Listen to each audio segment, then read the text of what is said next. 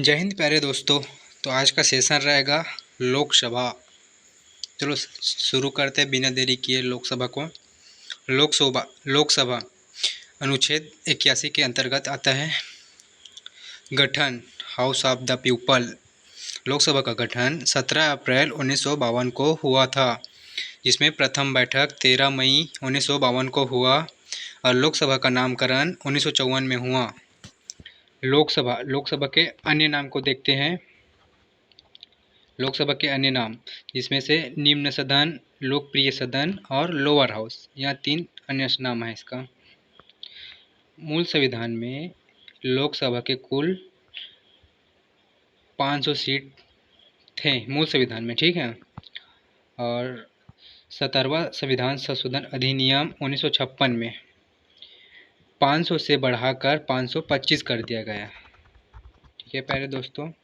31वां संविधान संशोधन 1973 में सीट बढ़ाकर 525 से 545 कर दिया गया और गोवा दमन दीव अधिनियम 1987 के तहत 545 से बढ़ाकर 552 कर दिया गया। अधिकतम सीट 552 है, ठीक है, जिसमें ना बांटा गया है कि कैसे कैसे, जैसे कि राज्यों में 530 और केंद्र शासित प्रदेश में 20।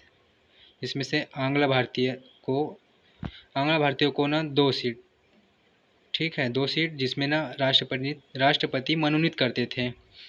उसके बाद 104 संविधान संशोधन 2019 को अनुच्छेद 331 को समाप्त कर दिया गया, ठीक है। राष्ट्रपति अब आंग्ल भारतीयों को मनोनीत नहीं करेगा, ठीक है। वर्तमान की बात किया जाए तो वर्तमान में लोकसभा सीट 543 है, जिसमें से राज्यों को 524 और केंद्र शासित प्रदेश को 19, ठीक है प्यारे दोस्तों।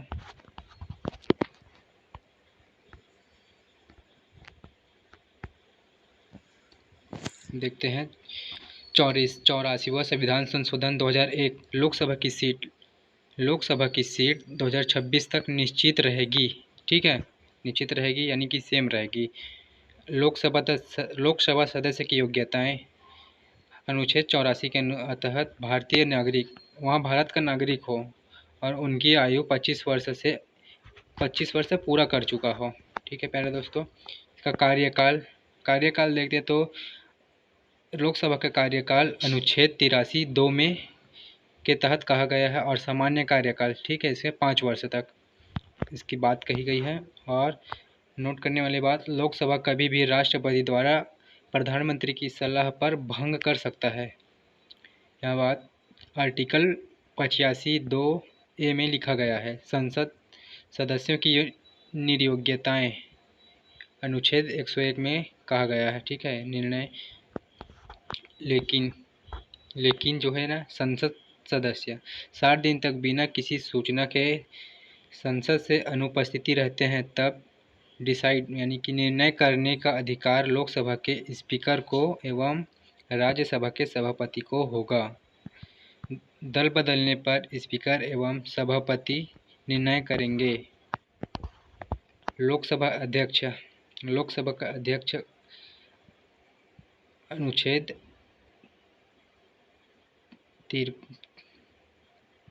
93 से 97 तक रहेगा। और अनुच्छेद 93 में कहा गया है कि एक अध्यक्ष रहेगा, एक उपाध्यक्ष रहेगा, जिसका चुनाव लोकसभा सदस्यों द्वारा किया जाएगा, ठीक है प्यारे दोस्तों।